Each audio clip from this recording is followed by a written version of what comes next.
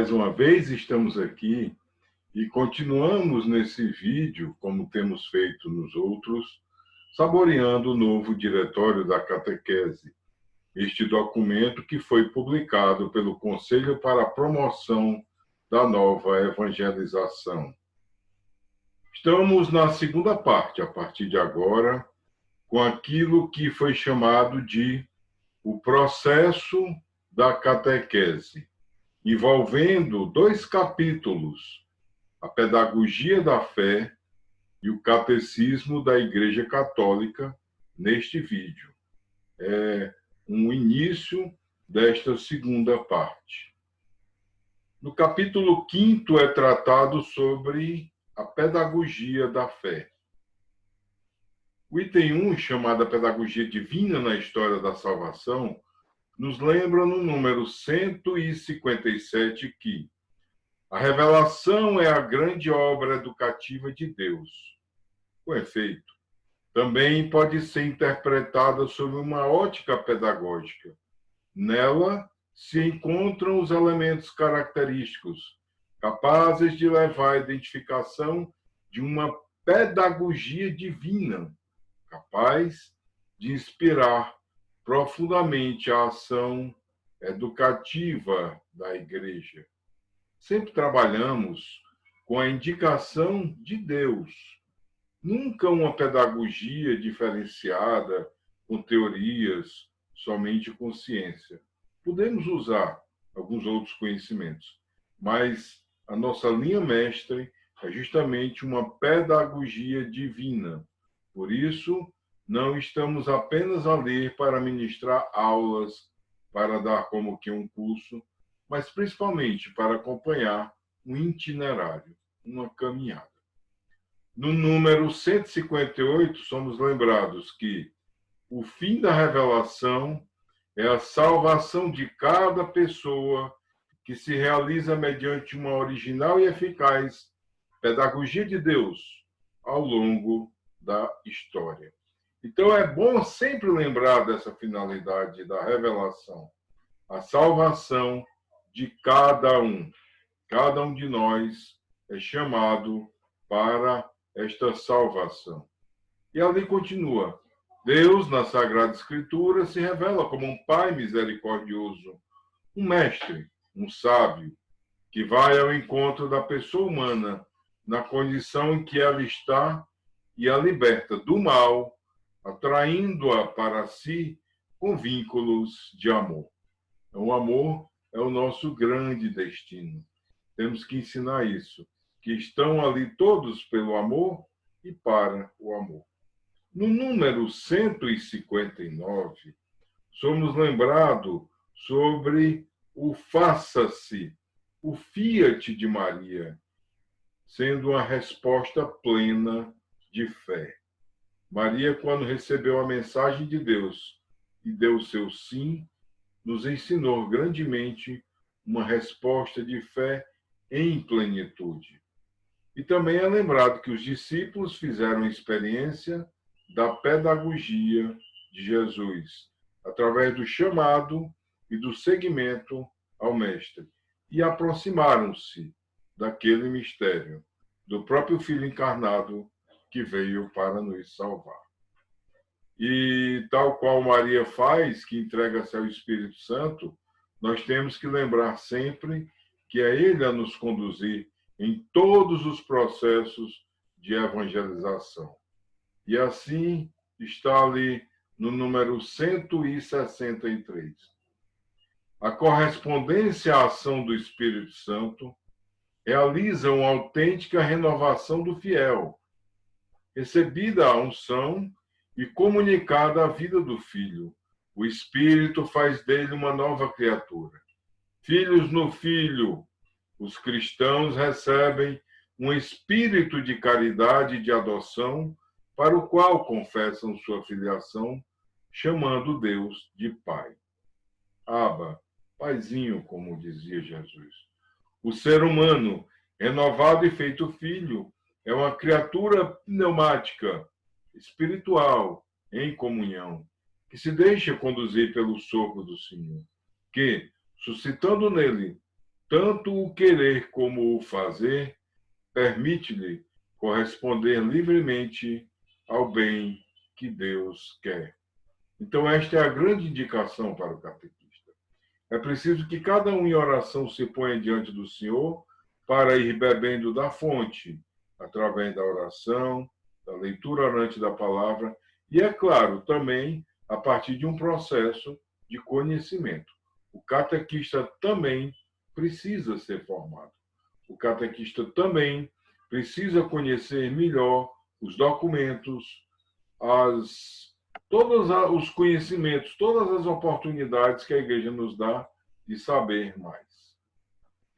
O número 2 deste capítulo, a partir do número 164, nos lembra a pedagogia da fé na Igreja. Existe uma forma de se ensinar, existe uma forma de se conduzir. Os relatos dos evangelhos atestam as características da relação educativa de Jesus, vamos ler de novo, 164. Os relatos dos evangelhos atestam as características da relação educativa de Jesus e inspiram a ação pedagógica da Igreja. Desde o início, a Igreja viveu sua missão como prosseguimento visível e atual da pedagogia do Pai e do Filho. Ela, a Igreja, sendo nossa mãe, é também educadora da nossa fé. São essas as razões profundas pelas quais a comunidade cristã é, em si mesma, uma catequese viva. E com essa frase que a Igreja, sendo nossa mãe, também é educadora da nossa fé, eu lembrei de um antigo documento da Igreja, do magistério do Papa São João XXIII, 1962, 63, não estou recordando nem conseguindo ver bem a data, início dos anos 60, chamado Mater et Magistra, ou seja, mãe e mestra, que é assim que ele nomeou a Igreja, assim que ele costumava propagar, lembrando que a Igreja é misericordiosa, é mãe e também é uma mestre que nos ensina. Está também ali, neste capítulo, as características desta pedagogia. Vamos pensar em cada uma delas. Tornar presente a iniciativa de amor gratuito de Deus. Elas falam por si só. Temos só que internalizar tudo isto. Destacar o destino universal da salvação. Evocar a necessária conversão para a obediência da fé. Assumir o princípio da progressividade da revelação e a transcendência da palavra de Deus, bem como uma enculturação nas culturas humanas. Quando nós lemos a história do povo de Deus, nós vamos percebendo no Antigo Testamento que o povo foi sendo conduzido, preparado para esta salvação. Foi algo progressivo até chegar o momento, a revelação, a palavra, o verbo que se fez carne no meio de nós. Reconhecer a centralidade de Jesus Cristo, palavra de Deus feita carne, que determina a catequese como pedagogia da encarnação. Valorizar a experiência comunitária da fé como própria do povo de Deus. Essas duas interligadas dizem respeito ao fato de que nós temos que compreender que estamos numa comunidade, que viemos de uma família e nos inserimos numa sociedade. Então, isso lembra que a nossa pedagogia deve ser da encarnação, lembrando que Jesus veio à nossa história e que vive conosco, propaga-se conosco até hoje, está presente no meio de nós. Não foi apenas um episódio passageiro. Valorizar a experiência comunidade de fé, da fé como própria do povo de Deus, ou seja, nós somos povo de Deus em nossa comunidade. compor uma pedagogia de sinais, na qual fatos e palavras se relacionam vivamente. Os sinais, tudo aquilo que acontece com o povo de Deus, e também com cada um de nós que vamos recebendo esses sinais e vamos descobrindo o que Deus quer de nós. Na oração silenciosa, na experiência da mistagogia, no qual nos aproximamos de Deus, na liturgia, ou seja, na missa, tudo vai nos falando e nós precisamos ensinar também aqueles que nos são confiados na catequese a compreender isto. E, é claro, existe toda uma pedagogia que mostra, que auxilia a se compreender isso. Conhecendo a história do povo de Deus, os sinais que a Igreja coloca, nós aprendemos também a ler estes sinais. Recordar que o amor inesgotável de Deus é a razão final de todas as coisas. Estamos trabalhando para o amor, vivemos pelo amor e tudo fazemos por ele. Este é o ponto principal, é o eixo do qual nós não podemos nos desligar. No número 166 é lembrado que o caminho de Deus que se revela e salva, unido à resposta de fé da Igreja na história, torna-se fonte e modelo da pedagogia da fé. A catequese, portanto, configura-se como um processo que torna possível a maturidade da fé por meio de um itinerário de cada fiel. Cada um por seu caminho, como foi dito na Lumen Gentium, do Concílio Vaticano II. Temos que compreender isso. Não se pode estabelecer um caminho único. Não se pode querer que todas as histórias sejam iguais às nossas, nem umas com as outras. Cada pessoa tem sua vida, cada pessoa tem seu modo, cada pessoa tem o seu tempo. Critérios para o anúncio da mensagem do Evangelho.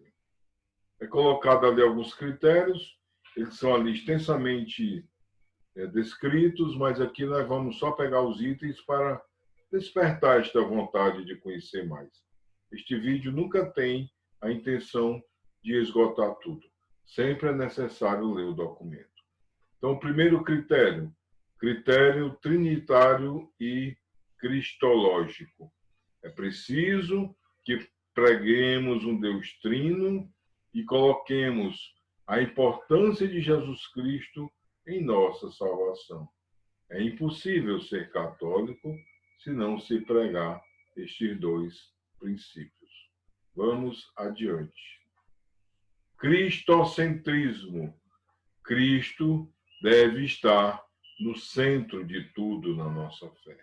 Ele é o centro, porque o centro é a nossa salvação.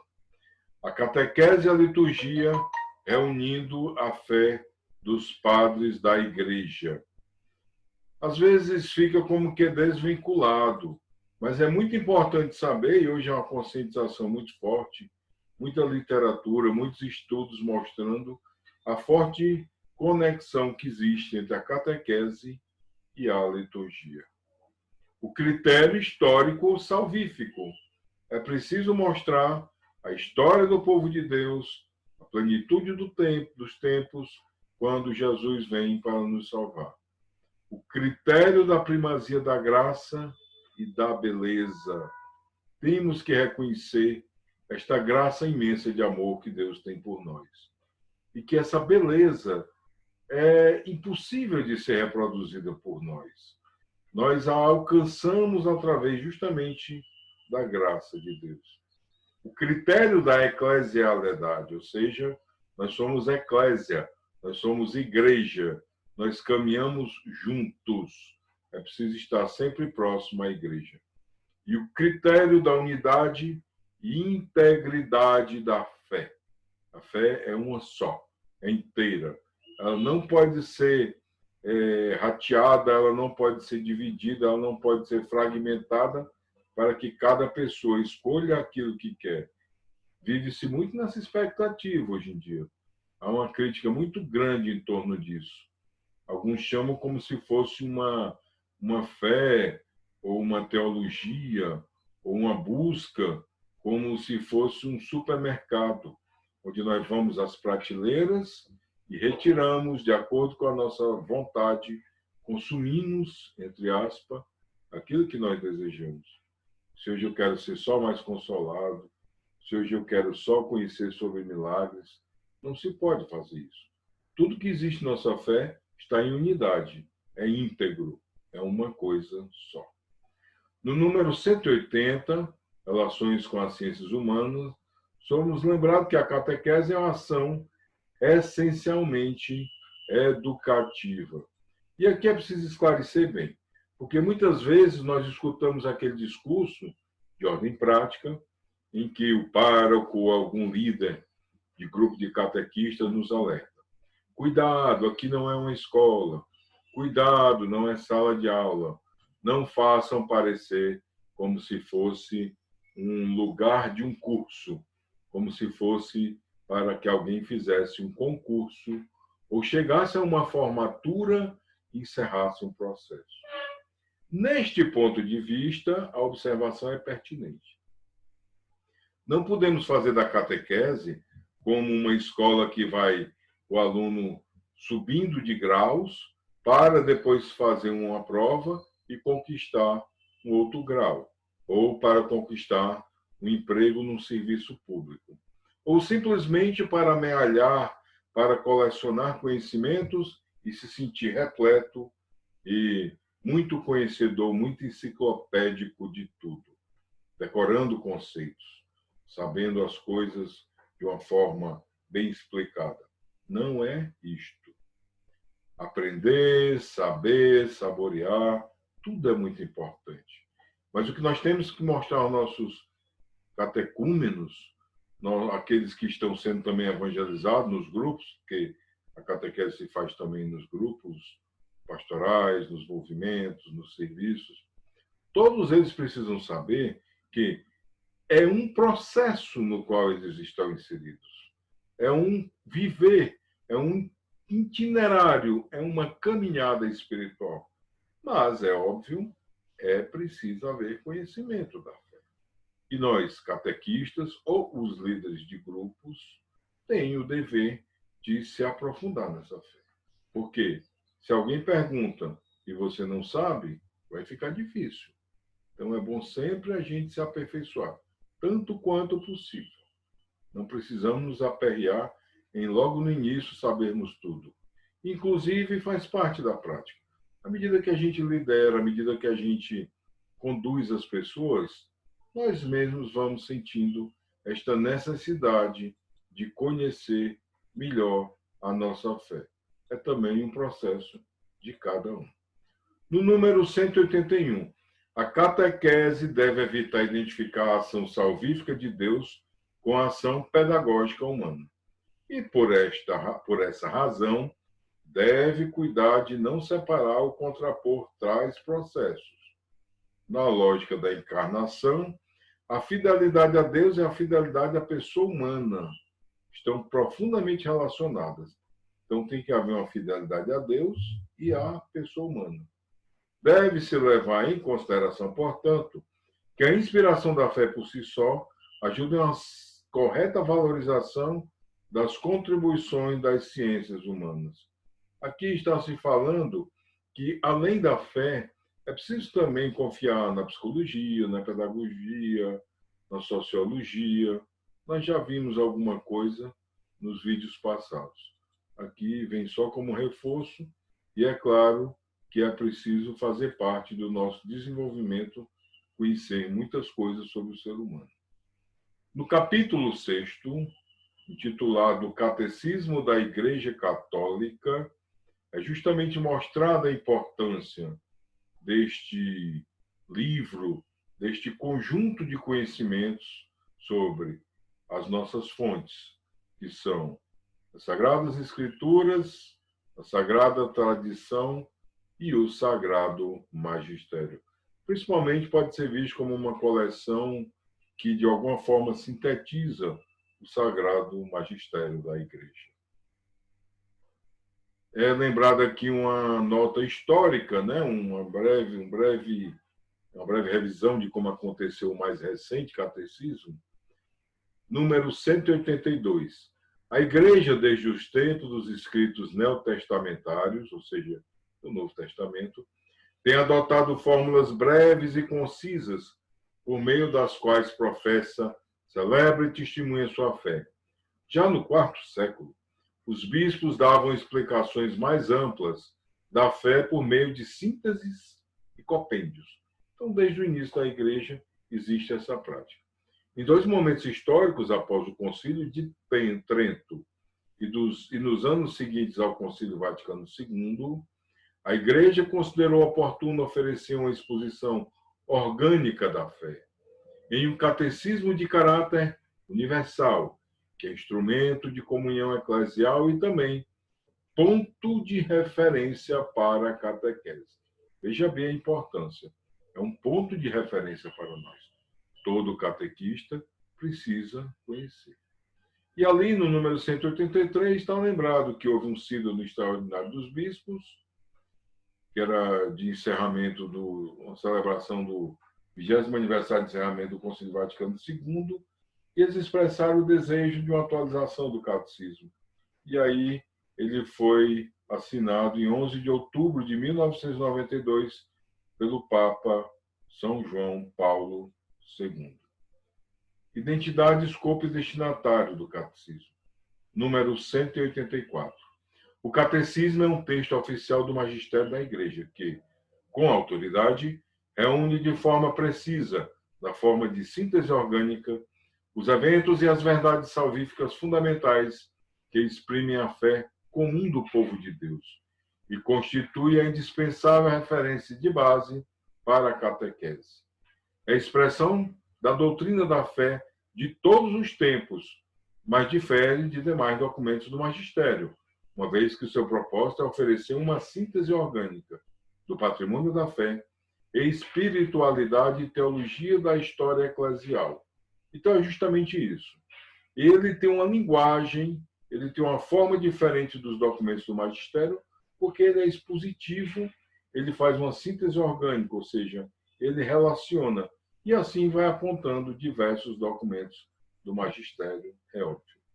No número 188 é lembrado que, além disso, o catecismo se remete à fonte da tradição, que inclui em suas formas escritas uma rica gama de formulações-chave da fé, recolhidas dos escritos dos padres. São os pais, os primeiros filósofos, fundadores do conhecimento da fé, assim chamado padres da tradição, padres do deserto, padres da fé. Das várias profissões de fé, em várias épocas, nós tivemos as formulações do credo, a profissão de fé, escrita de maneira diferente. Dos concílios, do magistério pontifício, da ritualidade litúrgica oriental e ocidental, bem como do direito canônico. Encontram-se também ricas citações, extraídas de uma variedade de escritores eclesiásticos, santos e doutores da Igreja, além dos documentos do atual ensinamento da Igreja. Há também os ensinamentos mais antigos. O magistério atualizado e todos os magistérios antigos, mas também daqueles antigos filósofos, escritores, santos, que mostraram a sua fé e a deixaram explicitada em livros, em documentos. O número 189 lembra a estrutura básica do catecismo. Ele começa com a seção da profissão de fé, é o símbolo, é o nosso credo, que aí ele vai, item por item, colocando o significado. A liturgia, é muito importante o católico conhecer melhor a liturgia. A vida do discipulado, que é o seguimento nosso, né? A vida nossa no dia a dia seguindo Jesus, e a importância da oração. No número 190, é lembrado que o catecismo não é em si uma proposta método catequético. Ele não é o esquema que nós vamos seguir assim. Não dá qualquer indicação a esse respeito. Ele é um livro de consulta, né? E lá na frente tem toda a vida, sua própria estrutura apresenta o desenvolvimento da fé, até chegar aos grandes temas da vida diária, que é justamente isso que é importante, a aplicação dos temas da fé na prática. E mais adiante é dito assim, o catecismo que faz referência à globalidade da vida cristã, o todo, sustenta o processo de conversão e amadurecimento. Existe também um outro livro que foi produzido depois, chamado Compêndio do Catecismo da Igreja Católica. Ele é mais resumido, ele é como se assim fosse aí, está sugerindo um vade-mecum, ou seja, aquele livro que a gente porta para, por ser um tamanho menor, e para tirar as dúvidas. E ali ele tem um sistema de perguntas e respostas que pode nos ajudar melhor a localizar. Mas ele é um instrumento a mais. O mais importante é a gente conhecer o catecismo da Igreja Católica. E ele está disponível gratuitamente no site do Vaticano, vatican.va. Procurando lá, você encontra em português. No próximo vídeo, vamos continuar. Nós estamos ali pela metade do documento, mais um pouco e a gente encerra tudo. Mas aí estaremos na próxima semana com o capítulo 7º, a metodologia da catequese, e a 8ª, a catequese na vida das pessoas. Espero que estejamos sendo úteis. Este é um oferecimento da equipe do Forânima, Serviço de Formação e Animação Pastoral Paroquial, da Paróquia Cristo Rei, mas aberto a todos que queiram ter acesso. Muito obrigado pela atenção e vamos continuar saboreando este documento tão importante que surgiu neste ano. Até a próxima.